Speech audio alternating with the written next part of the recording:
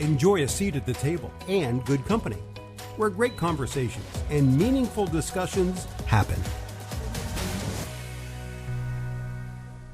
Welcome to And Good Company.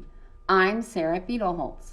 We all know a great dinner party isn't really about the food. It's about the people seated around the table engaging in lively discussion.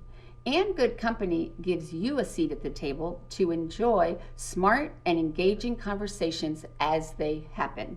I am pleased to be in the company of Alison Geradot, who is the Vice President of Philanthropic Services for the Community Foundation of Greater Fort Wayne and the coordinator for its new Women's Fund. Welcome. Thank you. So first, I have to ask you some very, very important questions. Sure. So, do you have a secret passion for fast food and junk food? By any chance? I don't know about a passion for junk food necessarily, but I do love food in general. Because you mentioned that if you were having to have your last meal, you mentioned you would want a Pizza Hut pizza with pepperoni and green olives, Kraft macaroni and cheese, and a McMuffin. Yep.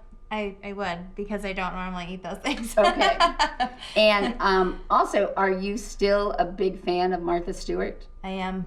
And so my question there is, now, are you one of those that look at it like, you know, what they say, like food porn or house porn? Or are you really someone who can do those things? No, I really do love to cook. It's one thing that I found, especially as we just had a kitchen renovation 2 years ago, and I realized then how integral cooking is to how I experience life, especially seasons and holidays. And so yeah, it doesn't mean I cook every day, but I love food and I love preparing food, and it's really a love language for me in making food for other people. And so, but can you present it and make it all beautiful? I mean, I probably could if I tried really hard. I don't ever get that far. As soon as it's done, it's like, okay, let's just eat it. Right. But that's interesting that's how because you also really pay attention to the seasonality of produce and Absolutely. Shopping local. And, Yeah, I love the farmer's market for that very reason. Yep. So, okay, so now that we got that out of the way, so the Women's Fund was created. It's part of the Community Foundation of Greater Fort Wayne. And so tell me about how it got started and why. Sure, yeah. So when I started at the Community Foundation 4 years ago, I had just done a scan of community foundations. I wasn't familiar with community foundations other than I had worked at a nonprofit and I knew that they gave grants. And so I just observed at that point in time that there were a lot of community foundations that housed women's funds across the country, and I just thought that it was a little strange that the second largest city in the state of Indiana didn't have a women's fund. But it was sort of that's interesting, I'm gonna file that away for later. And then right before our CEO started, one of our steering committee members now, Stephanie Crandall, had gone down to see Michelle Obama speak at Bankers Life, and that was hosted by the Indianapolis Women's Fund, CICF's Women's Fund. And she came back up and was like fired up about it and like, how can we make this happen? What can we do? And so we just started having initial conversations around that idea and pulled in a couple of other folks to talk about it. And then when our new CEO started, Brad Little, in January of that year, you know, one of the first meetings we had was, he said, you know, write down your top 3 goals for the year that you think you can accomplish, and we can high five over at the end of the year and have a beer over. And I thought, I said to him, I would love to look at what a women's fund would be. You know, I didn't know that it was going to take much longer than that. Right. But, and so he sort of sent me on my way. And so I started a listening tour and for 6 months, and it started with one person and kind of, you know, who should I talk to? And then it kind of went out from there in circles. So at the same time that I was doing a listening tour, well, I should say that what I was listening for was number one, do you think a women's fund is necessary? Who am I? Who's the community foundation? Who are we to decide that we need a women's fund, right? So really wanted to make sure that there was community buy-in, or not necessarily even buy-in, just community thought that was something that was necessary. And then also listening to what they felt were the biggest issues for women in our community. And that was all over the place based on who you talk to. Right. I mean, it's huge. I mean, because it's based on socioeconomic, it's based on demographics, it's based on race, it's based on religion. Right. I mean, so childcare, healthcare, all of the issues. So so at the same time that I was doing that, I was talking to some other women's funds and getting to know them and what they do, and sort of falling in love with a couple of them and their models. And then throughout that process, through talking with someone, I learned that the last time that a study was done for women and girls in Allen County had been done in 1974. Right. And so that sort of was are you sure that that's the last time a study, right? So asking lots of questions to make sure that was the last time a study had been done, and sure enough it was. So we convened everyone that I had talked to and anybody else I just couldn't get to. We convened that group in June of that year, that would be 2018, and sort of asked the big question, that, sort of a final question of, do we like the idea of a women's fund? What values might it have? And do we like the idea of a new study? And so out of that came very unanimously, they liked the idea of a women's fund, but they really wanted to see how a new study would inform the formation of a fund. So the study that was done in 1973-74 was done on by the Women's Bureau. Correct. And they actually just folded into the YWCA like 2 years ago. Right. So, but you have to look at you said that that you use that as the starting point. But I think that I mean, I'm sort of playing devil's advocate with you. Sure. Because I'm wondering if that wasn't in some way also flawed. Because if you think about where women were in 1974, you have to remember that during 1972, between 74 and 77, that was the whole issue with ERA, where only 5 states approved it. So you had a time where women didn't even have equal rights. It was 1972 was the year that Title IX was appropriated. So if you look at where women were and the issues that women were facing in 1974, and fast forward that to 2018, sure, I don't think you can use that necessarily as your foundation. Right. And we didn't use anything from the 74 study. Right. We really, it was more of to note for our community specifically that's the last time. But maybe it was because you figure, okay, so in those 44 years, the Women's Bureau was in existence, right? During that time, they created the Rape Crisis Center. Yep. So, and they were relevant, and maybe we didn't need a women's fund because we had the Women's Bureau, and we have YWCA, and we have, other funds that even the Community Foundation handles, with Healthier Moms and Babies, and the other, organizations. And so I'm curious to see what you felt, what you found that the Women's Bureau wasn't doing in its 44 years, and why, based on your research, why we needed a women's fund when we have all these other entities. Because I also felt like you've got the Women United from United Way, you've got a VOW, you have, all different organizations and that are all about empowerment of women, and groups, Own Your Own Success, Dress for Success, Girls Rock, Fort Wayne United. So I'm just curious as to why there was this feeling of needing it, and then also the 3 areas that you sort of are picking, to me, are universally have been the issues that women have faced since the dawn of time. So I'm really curious about that thinking and that process?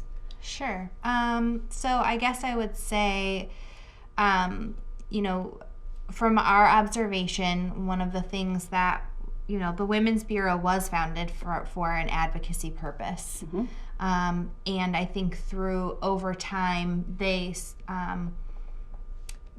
had sort of diverged into other paths of doing really specific programmatic work, and had really left, I think, their roots of advocacy. I don't know specifically because I was never on the board and I wasn't highly involved in that organization. But I'm sure you had to look into it and did research from the outside. And I mean, we have several of our steering committee members now who were a part of that transition and who were actually on the board at the time of its closing.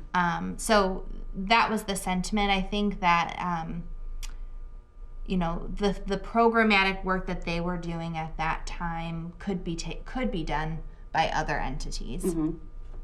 As far as sort of the overarching why, the sense that we got from groups was that there's never too much in this space, especially when we're talking about these issues that are so large.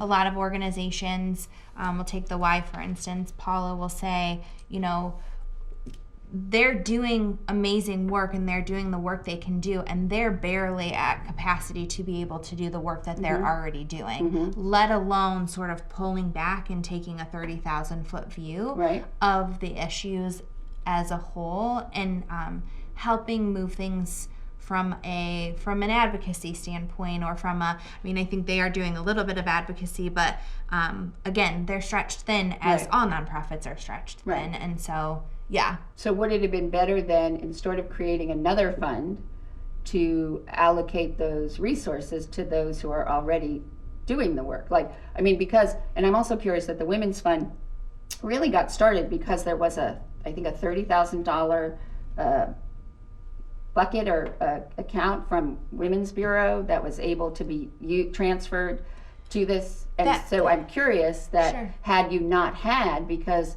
I know that to start any fund at the Community Foundation, you have to have a basis of $10,000. So I'm curious if that also helped to push this forward in a way that if it didn't have that, it may not have. I mean, that actual endowment has remained an endowment. So it was only decided after the fact that would go to support the Women's Fund. It wasn't predetermined. It was sort of looked at as the basis for that fund in particular of what the true crux of why that Founding Mothers Fund was created, and honoring the original intent of that fund, which was really about advocacy. But that was not decided until after the Women's Fund. We really truly went into the Women's Fund with no money from the start. And so tell me how you define advocacy. Or the fund, you know, ultimately. Sure. I think that it is changing. I think that it is, I don't have a straight, I would say it depends. Okay, so for the Women's Fund. Sure. Because you say that its role is advocacy? Sure. And so what does that mean? I think that can be, you know, again, we're new and we're young, so we're still deciding what a lot of these things are and sort of determining that for what that means for the fund. I would say that can be as big as working on issues that are going through the State House. And, you know, we haven't yet had the opportunity to do that since we're brand new. Right. But you made a partnership with Women for Change. So you have that. But okay, but you did the study. Sure. You're going to celebrate your 1-year anniversary. Yep. You've identified the areas, right? So there's economic security, personal safety, and then young women and girls, right? Yep. Okay.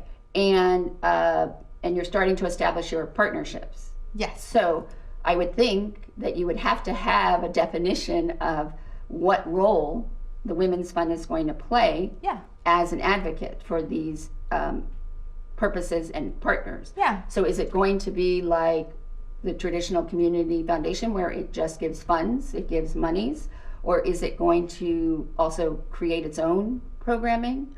Yeah, no, I mean, we defined pretty early on that in looking at women's funds, they traditionally do a mix of sort of 4 or 5 things: education, grant making, programmatic things, and events, advocacy work, and research. And that was a really interesting process for me to observe early on, in that our group determined fairly early that grant making wasn't really going to be an early priority. That's not to say that we'll never give money away, and that's not to say that we'll never do grant making, but that wasn't an early priority. Okay. It really was around research, education, and advocacy. And I think to the advocacy point, to me, that what that ties in so closely to is education, right? So it can be advocacy on a local level, in really advocating and knowing who needs to hear what information, all the way to, like I said, all the way to the State House, where it's sort of, I think, formal advocacy in what a lot of people might think advocacy to be. Right. Well, because I just think sometimes on a local level, you're duplicating effort. So I'm curious that when you started to do your research for the fund and you talked to a lot of women, but did you convene all of the nonprofits, foundations, and entities that have purposes for women and say, how can we all collaborate and work together? Because I think that part of the biggest problem is everybody works in silos. Sure. And everybody works from this idea of scarcity, because they're all trying to get money from the same pie, and so they don't realize if they give up something, there would be more abundance. So I'm curious of if you did do that, and what was the outcome of that kind of meeting? We did. We convened early on, as we were in the before we launched the public phase of the research. We had a convening of as many nonprofits as could come. I think we had about 60 or 70 come who either were focused specifically on women and girls work, or were doing some type of programming in the work. And we asked for their help, and we asked them to help with this research, knowing that the outcome would be a women's fund, or could be a women's fund. And so we asked for, and what did they say? They are the local experts. Right. And what did they say their number one need was? I think it just depends who you talk to. I mean, Alison, what's the number? You said it yourself. What's the number one need that nonprofits need? Money. Right. They Staffing. need money. Right. They need money. Right. Okay. And some grants don't give you operational money. Some grants have to be allocated. I mean, they need money. So I'm just curious, by the role of a fund, is it? And you're saying that you're not going to necessarily use it for grants. Sure. So are you taking funds, which could be in the sense of donation? Sure. Because you did get 17 founders. Sure. Who over a period of time are each giving you $16,000. Sure. Plus, I think you were shooting for your first 100 members, which I believe you have achieved. And granted, you have from membership from $25 up. Right. But are you taking those funds off the table for these existing organizations that have proven they have measured metrics, they have, the deliverables, that they are doing the work? Sure. I mean, I don't know what you want me to say. I'm just curious. I think I'm feeling a little under attack. No, I'm just curious. I told you I'm trying to play devil's advocate a little bit, because I just wonder sometimes, we're so quick to say these are women's issues, and the needs of women. Sure. But if you talk to women in the community who I've interviewed here and had conversations, I had a panel, and we talked about what it meant that we had a woman in the vice president. And, they said to me, Sharon Tucker said to me, that's all good and well, but that's not an issue for women here. We're worrying about if we can put food on the table. Right. So I'm just trying to, understand where in the space the Women's Fund is, going to play. Sure. And so, and clearly, the issues that, there's no doubt. But some of these issues are not even on a state level, they're federal. The fact that women earn 83 cents to the dollar, but then in your study, you found out that women make 70 cents to the dollar compared to men. Right. So, and then African Americans even make 53 cents, and then Hispanics, I think, make 37 cents to the dollar. So I'm just curious, because to me, advocacy is a lot of the behind the scenes, the systemic breaking down that, which takes a very long time, and it's not something that you can show every year. And so I'm just curious of how you see, within the landscape and what you're... Just what you just said. We really want to look at systems change level work, and that's, I think, the hard... I've worked in the nonprofit sector for 15 years. Like I've been on the ground. I know what that's like. I know what it's like to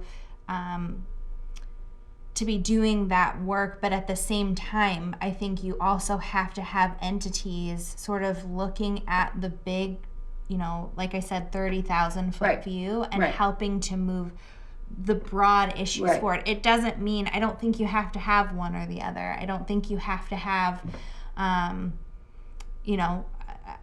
don't think it has to be just, the organizations that are just doing the work and also just the organization. You have to have a healthy mix. So do you think that then maybe the opportunity is to use the Women's Fund of Greater Fort Wayne to partner with other women's funds to create a united front? Because the biggest issue that women have, and I pointed out in regards to in Fort Wayne, and you can parallel it to the state, and you can parallel it on a federal level. Women are 52% of the population of the United States. We are 51% of the population in Indiana. Mm-hmm. We are 51.7% of the population in Allen County. Mm-hmm. If we all got together as women and one united front, regardless of race, socioeconomic, gender, sexuality, just women, we would have a power to put more people in office and have more say at the tables, and because that's really what's it all comes down to, is that block voting power. Sure. And so, but we don't. It's why we can't get the ERA passed. It's why we pit working women versus stay-at-home women. It's why and so I'm just wondering. So is it better than to use it as a fundraising effort, which you're very talented and that's what you're very skilled at, and do it. Sure. And then saying, okay, I don't know how many women's funds are there across the country, and say, all right, we're now going to create a lobbying force, because if you can get all those women's funds, you're going to get 52% of the population. Sure. But so I'm just wondering if that is more effective than each sort of, and you talk to a lot of women's funds and what they're doing, and is that a more effective sort of approach or way to look at things? Is how do we get women together? Because even on the local level, some people will argue that the needs of African American women are different than the needs of Hispanic women and Absolutely. Burmese women. But the fact is, we're all women, and on the basis of certain things, we can all agree that we should get equal pay, we should have equal rights, we want better health care for our kids, we want a safe place to live. So is that a way to be effective? I think absolutely it could be. I don't, we're so new in this game. We are a member of Women's Funding Network, mm-hmm. which is the sort of national umbrella for women's funds. And I think, I don't have a good answer for that. I'm just asking the question of sort of, because you had the study and you got the results, mm-hmm. and then you identified the areas that you're going to focus on. Yeah. So now so that took, probably, because you announced that last August, mm-hmm. right? So now you almost had we'll give you, we'll say 8 months, okay? Sure. So what have you done in those 8 months when you said, that you're still sort of figuring out? And so what have you developed in those 8 months that will put in place the foundation for the Women's Fund?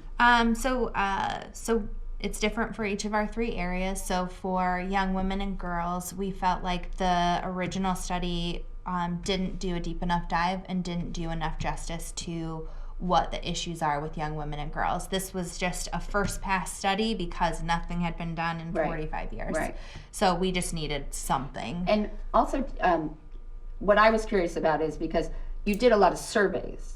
And We did. so surveys, like, I was saying, we were talking about before we started about this issue of the low cost of living here. Yep. There's perception and reality. Yeah. And so surveys is a lot about a personal perception and where they are. So I'm wondering if you took the survey results, and because Rachel is, the number guru who I know you worked with, Rachel Blakeman, and then compared that to what's the reality based on the stats and data.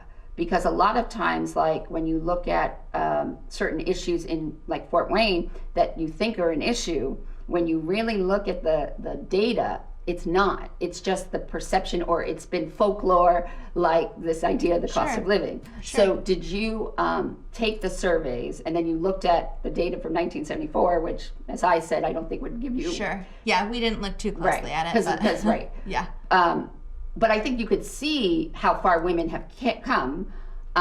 So then did you look at also take the actual data and overlay that and see what was perception versus reality? The survey data, a little bit, I would say. The survey data was really used to fill in the gaps where there was no data. There's a lot of instances where there's just is no data or there's not good data. So, and that was in the areas like what? Crime is a big one, personal safety. I talk about personal safety and police reporting data like the tip of an iceberg, right? We know that whatever Fort Wayne Police Department's going to give you is like this much, and there's this much underneath, Well, it's funny because when I was looking at, and you're talking about all the issues and everything, in my notes, I said to myself, this is the issues of in Fort Wayne of, economic security and physical safety is just the tip of the iceberg. But the issues that women face on a systemic level are beneath the surface because, the wage gap, the fact that 25% they spend on childcare, infant mortality, the gas ceiling, the fact that women, that you have to provide, this is a big one, you have to provide your last salary on a job application, which means that if women are paid less than when they go to a new job, they're still going to be paid less because they base your salary on your previous salary. Right. So that's an instance of advocacy, right? That is a clear policy that some women's funds have changed for their Women's Fund of Greater Cincinnati, changed that from a regional perspective. Is that a state? Is that a state law, or is that? Well, so they work in a tri-state area, so they sort of work in like Cincinnati and Cincinnati Metro, which includes Indiana, Kentucky, and Ohio. So, so they work a little bit differently, but that's a clear example of advocacy. Right, but I'm wondering, is that advocacy? I thought that would have to be on the federal level because it's like you can't ask. No, that can be at the local level. So it doesn't even have to be at the state level. So let's go into that because I think that's a critical element. But that's the heart of the iceberg. You know, that's what I'm saying. That's the system. Right. So what I'm saying is like, it's not.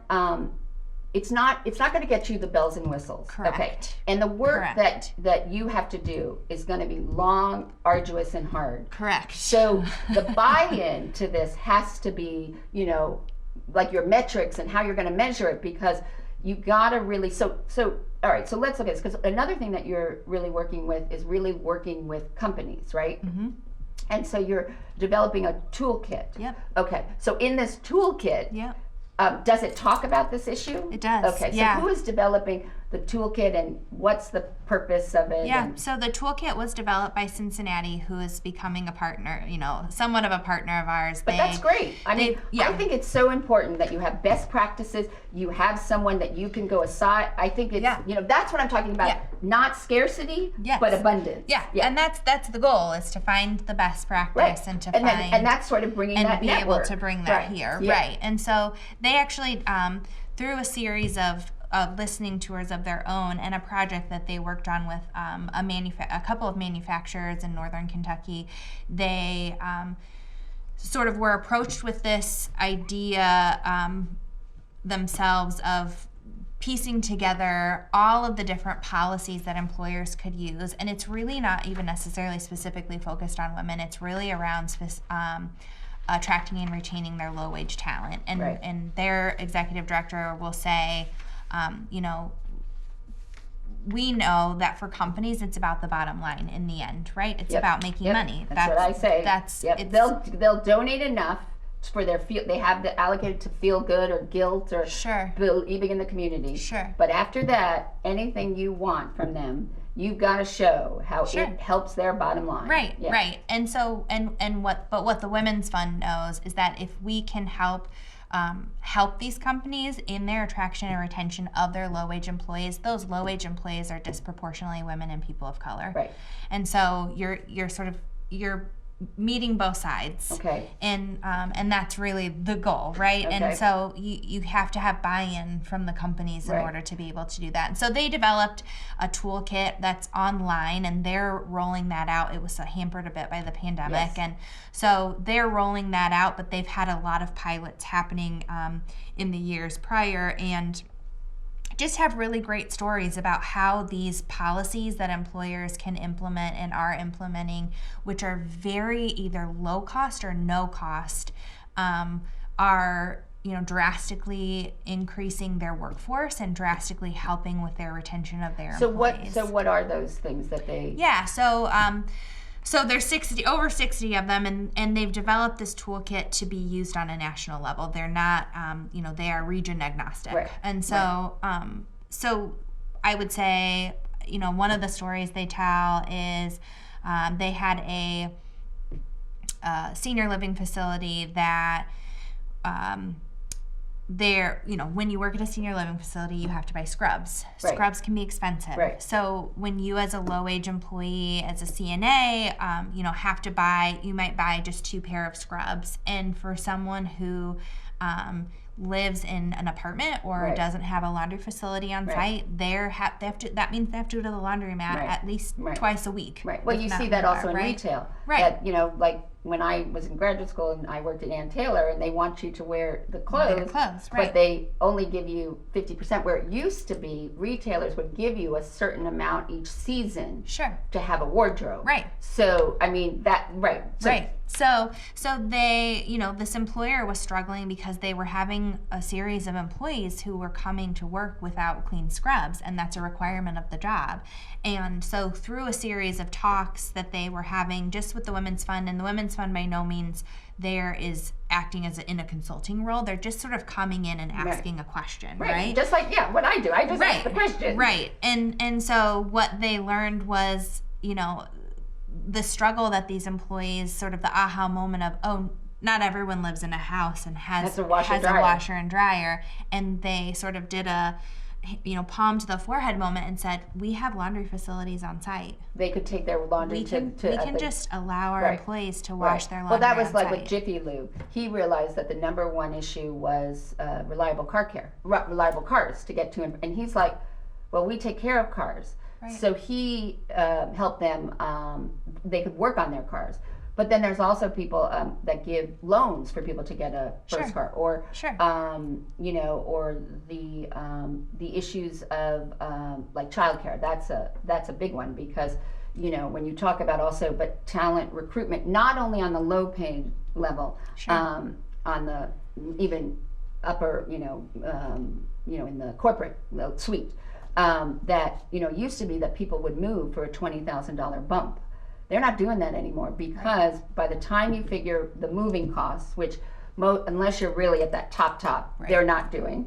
So it costs you, I can tell you that it cost me when I moved from Miami Beach, Florida to Fort Wayne, and I did not have a lot of furniture. It cost me $12,000 to move.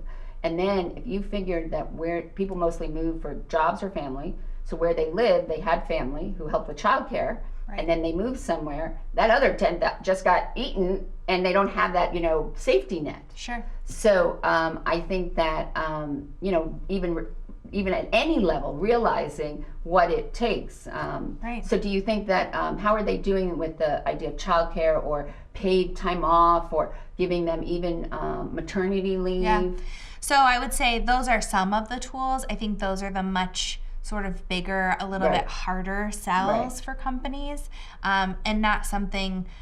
There are often ways that companies can support to retain their lower Right. wage employees than jumping right into those big giant policies. Right. Yes, obviously those are things that need to change, Right. and we want to work on at Right. some point. But you gotta crawl before you can run. Right. Yes, So, absolutely. but what about this issue of on job applications? Because this is Yeah. a big one that keeps women. Yeah. I mean, so is that something that's in?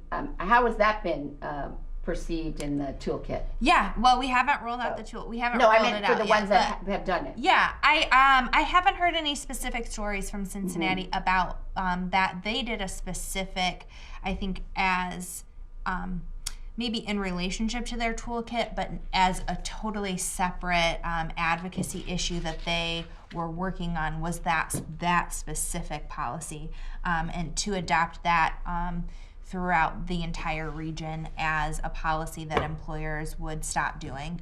And so that was something that they worked on, I think a little bit separate than the toolkit. I think those things were happening simultaneously and being developed together. So, And yeah. and then how does the whole, because obviously you launched the Women's Fund and you were working on it during COVID. Sure. And clearly we have seen time and time again the she recession and the impact that this and that exacerbates the emphasis of the number of women that are in these low page or frontline work, hourly wage workers, frontline workers. Yep. So how has that changed? What, in terms of your 3 areas Yeah. of focus, how has that, and really seeing what the impact has been, how has that changed some of the work you're going to do? I would say it hasn't changed anything. I think it's just sort of because we know the data that was collected has only exponentially gotten worse. Right, because they said that, at the end of 2020, the economy lost overall 140,000 jobs, but women accounted for 156,000 overall, Right. while men gained actually Right. 16,000. So there's that gap. There's also that gap. It's interesting, this number 16,000, because that's also the gap between what women and men earn. That gap is about 16,000. Right.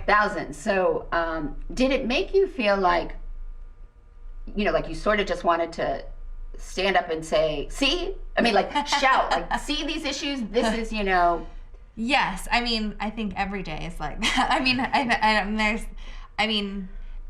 Every day is like that. There's not a day that's not like that. I think it's very much a having to keep a really keen perspective on where we are and what we're trying to do, and that, like you said, that a lot of this is the unsexy work, Right. and this is really hard work, Right, and it's- you're pushing. I mean, you're going to push Right. because, like you and I talked about before we started, this whole idea of cost of living, which I said that everyone in Fort Wayne has drank the Kool-Aid, Right. Because it's not true, Right. But it's what the state government uses, and even our local government, to promote getting businesses to come here or open satellite offices, is they say, because the cost of living is lower, you don't have to pay as high of a wage. Right. So we're perpetuating that. So at some level, you've got to push. I mean, Yeah. you also, another example is that you said that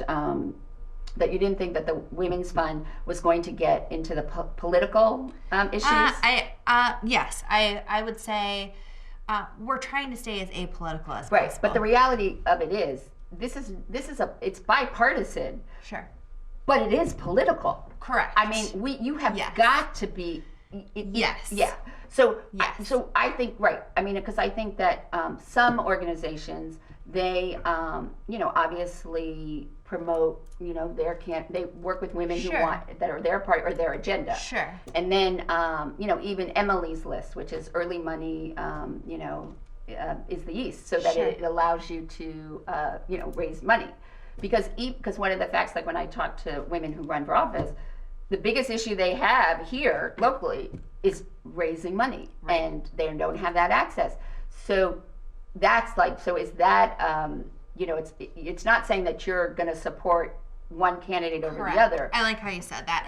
It's political, but it's bipartisan. Because it's got to be political. Because the fact of the matter is that this issue, because I say, like, if you look at what are the systemic issues, right? Yeah. So we've got to put reproductive rights on the table. We've got to put the pink tax on the table, which is women, you know, if you go to the razor aisle, okay, and you're going to buy shaving cream. So the male shaving cream, it's the exact same shaving cream, is $2.43. About the women's shaving cream, because it's, you know, from the women's packaging, is $3 to $4.43. I mean, it's the pink tax. Right. And then the fact that you are taxed on feminine hygiene products, or you can't get, not all, you know, health providers have to give you birth control. And then obviously there's the biggest issue of them all that I think a lot of people are afraid to put on the table, but if you're going to look at women's issues, you have to look at women's rights to choose and have control over their own bodies. And you know, I know that certain organizations, even in Fort Wayne, that are for women, they don't want to touch it. But I feel like if you're really going to talk about it, you've got to talk about it. That's not to say that you're saying one way or the other, but whose decision is it? And why is it that women, you know, that really, to me, it's really a sense of power or control. So, I mean, when you look at those, or even, you know, you look at the issue of, you know, you talk about, and you look at the economic issues, and also for COVID, that so many women had to drop out of the workforce because they have to take care of their families, or their sandwich generation and kids. You know, 80% of all household work still falls to women. So, but those women, they don't get anything contributed to Social Security. Right. So then, because even though they work just, and I think they assessed that the average mother, the number of hours, and if she was even even below the, I think they're entitled to like $125,000. It would be this comparable salary. Right. So if you think about it, though, if they're not contributing to their Social Security, what happens when these women retire? Right. Then we've got a whole nother issue, which is why one of the fastest growing groups is women over retirement age that are living below the poverty line. Right. And, you know, nobody talks about that, or nobody's talking about in terms of ageism. Which, you know, people are facing, especially, you know, when if you were laid off, you know, we've talked about man's recessions, and, you know, that was really in 2008 recession, men. Right. But ageism is across the board, but nobody's looking at that issue about what's the ramification for women who stayed home when they retire. Absolutely. So I mean, those are all of these. So what I'm also curious about, so like, do you have like you have a steering committee, right? We do. And so do you have like a big whiteboard where you all just put up all of these issues? Because I think that if you want to make changes, let's say we could pick any of these, right? Healthcare or economic parity, or you have all of these things that start with what's above the iceberg, but you really got to go below. Yeah. So how does that, I mean, you know, Irene Walters, who is also the chairwoman of the Women's Fund, and I wanted her to be here, but she had family issues. So she's very much an optimist. She really believes if you look at the positive and you believe in the positive, then you can make changes. I play devil's advocate, and I just want to make sure that, you know, it's not like rose-colored glasses. So when you look at all these issues, and you are clearly, what I was surprised about also was when you look at the largest age groups of women in Fort Wayne. So, and you're a working mother, and you're in that age group, and you know, you see it with your friends, and how do you feel like you're going to conquer this iceberg? Well, I don't think I'm going to conquer the iceberg. I'll tell you that. I'm chipping away. Yeah, I think that maybe global warming, that will help you. It might shrink it. Like maybe the perception. Right, yeah. I think that you know, my goal would be to chip away at the iceberg, right? You know, these are, like you said, these are global issues, right? Like these, and we've got global organizations. These are global issues, global entities.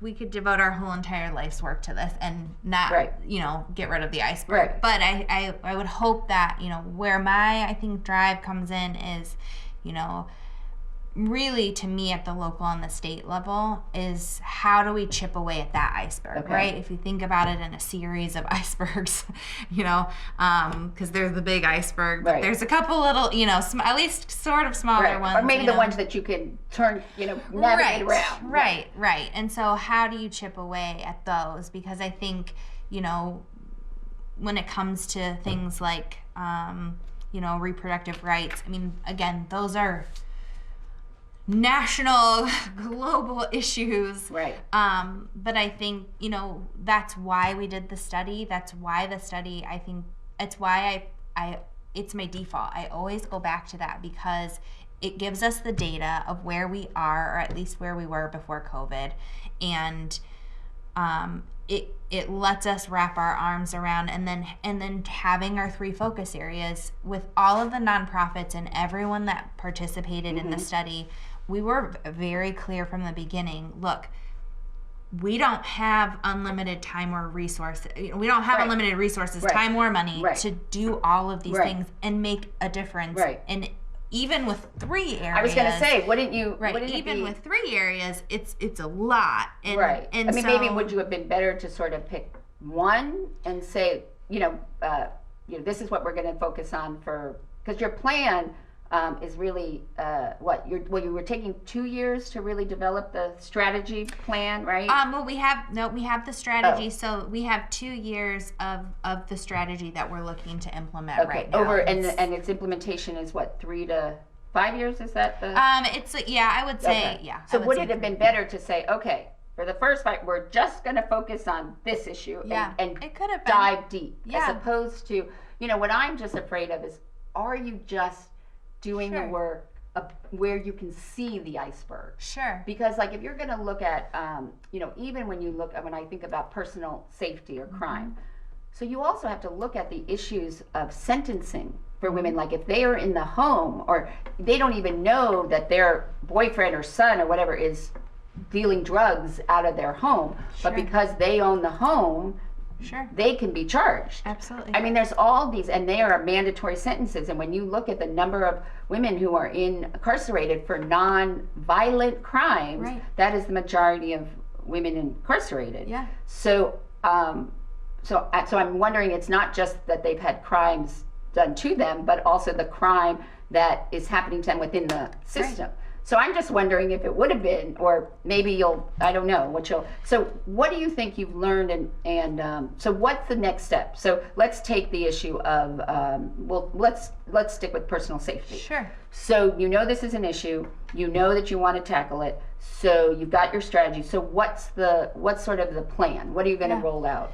So that in particular, so we've been working, I would say the nonprofits that you referred to, many of them are on these subcommittees because to me, those are the local experts. Those are the people that know what's happening. I am learning every day from them what's happening in the community and how things are being affected. So for that, it's been a little bit of a slower grow to. Well, you also had a big pandemic. To get to the heart of what where to start, because I think to your point of are we just trying to address the surface? We're really trying hard not to, because that is the role for the nonprofits, right? Because we have to keep things moving. We have to keep women who are in violent situations, we have to get them out and we have to help them, but we also have to, our goal is to also help with those larger systems, things that are causing that to happen, right? That, and so one of the things that came out early on, because I asked Paula straight up, I said, she's a woman from the YWCA. Yeah, she leads the YW, and I said, if the Women's Fund is to focus on personal safety, can we even help? Do you think, she's been in that arena for a long time, she knows all the players, do you think that we would even be helpful? And she said, yes, absolutely. And did she give you a direction of where you could be helpful? Yeah, so she just said, there are not enough people doing this work in this community. I mean, we just don't have capacity. There's only a small handful of organizations working on personal safety, Right. especially for women. And personal in our safety you community. refer to as, that includes domestic violence, that includes rape. Yep. Okay. That includes sexual harassment. Yep. Okay. All and of then that. robbery or Yep. muggings or, Yeah, okay. all of that. Yeah. So, and she, so she's the one that brought forward and said one of the things that we have kind of tried to do in the past but have not gotten traction on, I think the Women's Fund could really help with, is establishing a domestic violence court. So we, this is not a new model. It's Right. something that exists in Right. other communities. We just don't have one here. Right. We have a drug court, we have veterans court, and we have have a family family, court, right. but we don't have a domestic violence court. And obviously those cases are still being heard. Right. And so, so that's, that was a role that she felt like the Women's Fund could help play, because with the ability to convene, the Community Foundation, I think broadly plays a very, hopefully at least, a neutral sort of role throughout Right, the community, right, right? And right. so as the Women's Fund also wanting to be that neutral role, right? But you can't. And, that's why Yeah. I said to you, it's political. Right. It's not partisan. Right. But it's political. Because you can't. I think I'm saying neutral in terms of being able to convene. Oh, meaning like and- what I do. Like, you don't have an agenda. Correct. And you don't have Correct. ownership. Like, Yes. that's what I mean. Like, Not when I taking think, a neutral stance. No, like but- when people right. work in silos, like they're very protective of their sort of entity. But correct. you are just the party that can be the connector and say, Aggregate, right. let's get everybody at the table and Yes. figure it out. Yes. But wouldn't also, so Yes. in that case, a lot of domestic violent cases are also associated with child abuse, which is then family court. So couldn't this be Correct. within the family court I would say, system? I think that's to be determined if there is a lot of tie-in with abuse. What I'm learning is that the default for police is to automatically arrest both the husband and the wife when there's a domestic case. Because they don't know who, it's a he said, Correct. she said, even though one may have. Correct. Right. Okay. And so I don't think people realize that. And so that tends to be that's what I'm hearing. I don't So you have to. Right. I don't have stat, but Well, now you got to get Rachel Bateman on the case to look at that's the something data. to look at, Right. to uncover. Because then that also would because impact then we're the children. hearing stories of.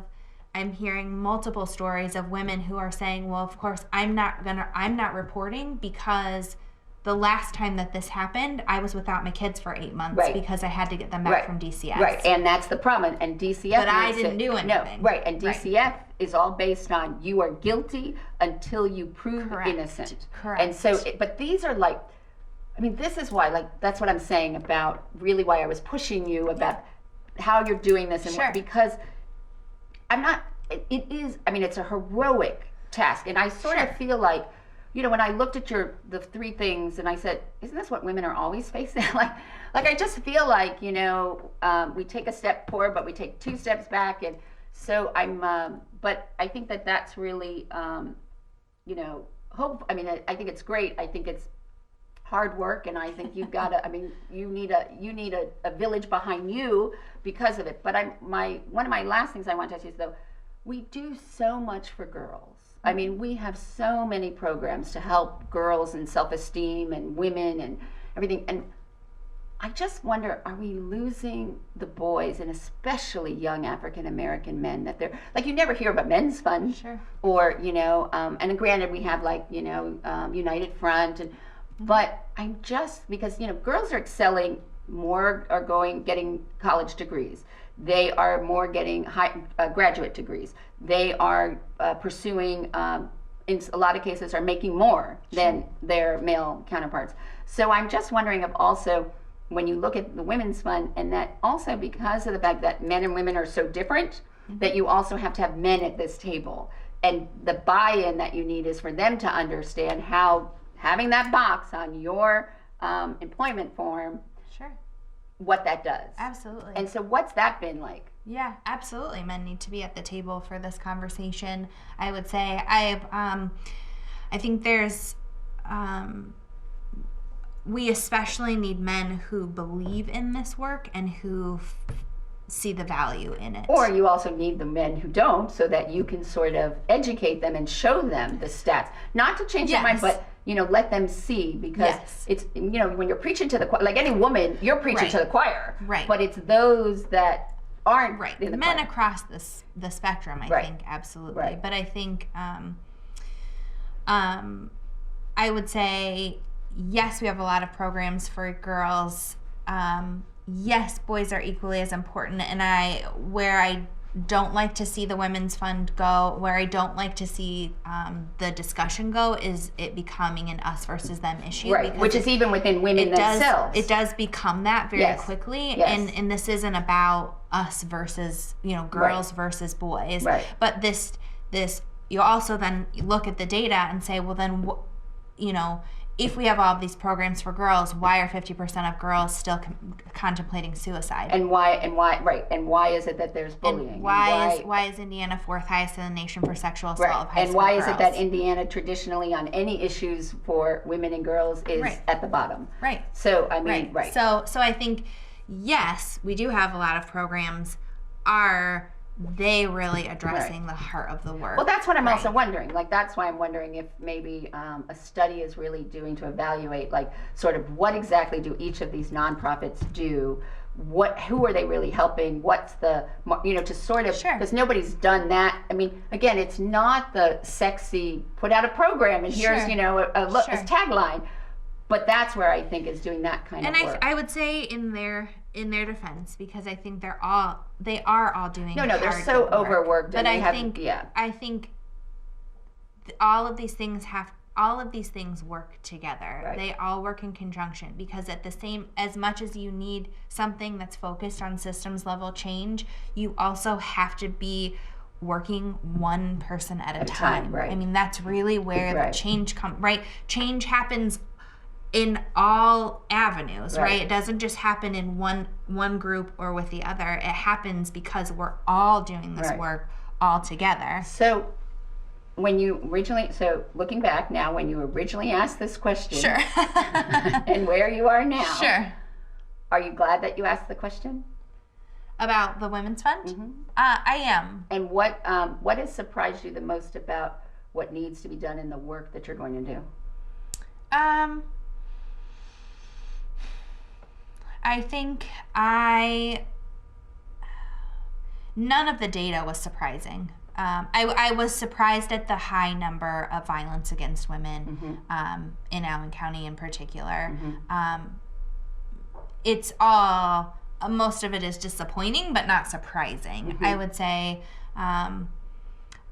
what I have been, pleasantly surprised at is honestly the excitement from the people who are doing the work, who've been doing the work for a long time. Because I think, to your earlier point, it's why I felt like a listening tour was so important, because it could have many people and many groups could have very easily felt threatened by this, and which was never an intent, and it wouldn't have been started. And it wouldn't be successful. It wouldn't have been started if that had been the case. But I was so surprised at the willingness and excitement of all of the people who are on all of our steering committees, who have helped to do the work of the research, who are continuing to help, because they see the value in this, complementing the things that they're doing and helping to elevate their work. And that's really, I think,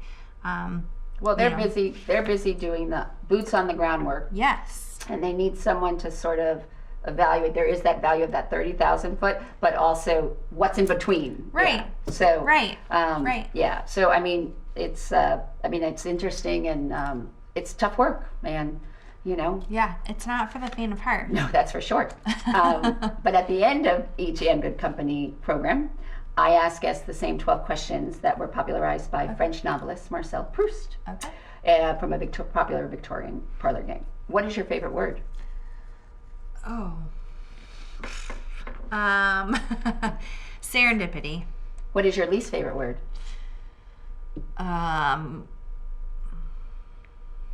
Moist. What turns you on creatively, spiritually, or emotionally? I think possibilities. What turns you off creatively, spiritually, or emotionally?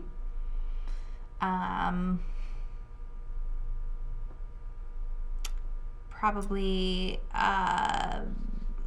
succinctly, I'm trying to be succinct about it, roadblocks are sort of the notion of just putting up a roadblock just to be an obstructionist. What sound or noise do you love? What sound or noise do I love? Thunderstorms. What sound or noise do you hate? Oh, chewing your food. Like mouth open, chewing food. What profession other than your own would you like to attempt? I always thought if I knew about it when I was younger, I probably would have loved to be an art director. And what was a profession you would not like to do? Working at the animal shelter, putting animals to sleep. Well, we have no kill now, so. Yeah, right. but wherever that is, okay. I don't want to do that. What do you consider your greatest achievement?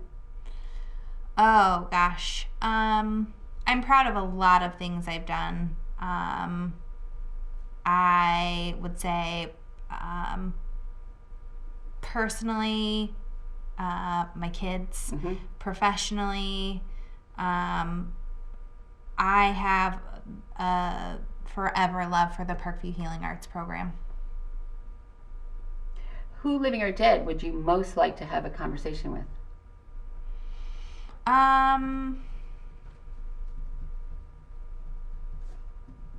This sounds so cheesy, but the first person that comes to mind is Oprah, because I thought maybe Martha Stewart.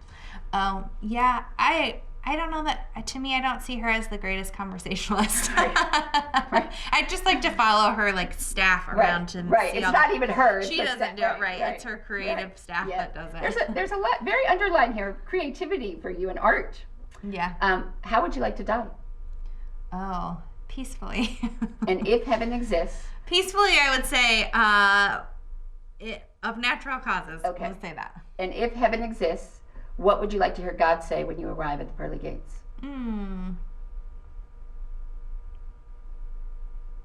I would say probably come and see your family. Well, I hope you'll come and see me with even more of the steering committee or members, or Sure. you know, that really, as you continue to do this work and what you find out, and because this is an important conversation that we have to continue to have, and we have to, you know, raise the questions and try to figure out what some of the answers are. So I hope you will come back. Thank you. And you can learn more about And Good Company and all the other meaningful conversations we have had at andgoodcompany.info. And we look forward to next week, when you can again enjoy a seat at the table for great conversation and good company.